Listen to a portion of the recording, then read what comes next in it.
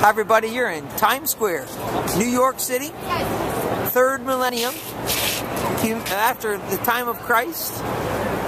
We're taking a look at just how far we've reached here in the world. We kind of wonder just how far it really is. I mean, is this improvement?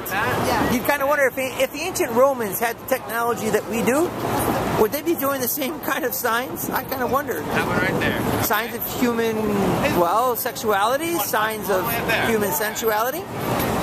You also have a lot of goodness. There's aspirations here, there's dreams, there's hopes, there's a lot of skill involved. But at the same time, it kind of stays a little bit horizontal, doesn't it? I mean, if you want Dunkin' Donuts, well, I guess that's a pretty high aspiration. And you got a bottle of beer, that's even higher. When we're still at the basic levels here of drinking, eating, we got that down too. I think where it comes to reproduction, well, there's not a lot of children you'll notice on these signs. There's definitely a lot of the partners, but there's not a lot of the fruit of their love. And then we're going to spin around here, and as we see, this beautiful family gathering at the footsteps of a man named Father Duffy. I want to tell you about this guy. Father Duffy was a chaplain in World War I, and his statue is right at the base of the Red Steps, the famous Red Steps of Times Square.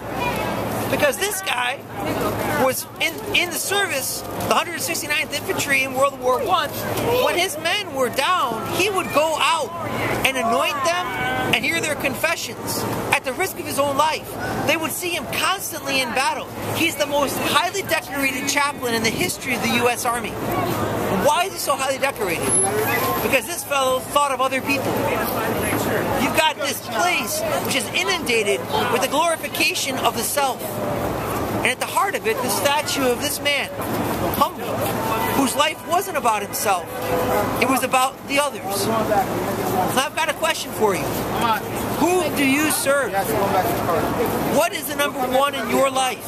If you say the number one in my life is me, you're part of the problem, to be honest with you. Because that means there's no room for anyone else in this world but you.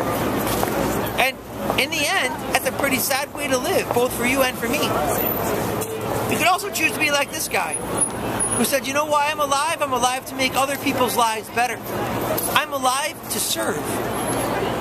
This guy, in the end, I think, overcame the world by his faith. Whom are you going to serve? Christ, or yourself, or the devil? Choose Christ. Choose love.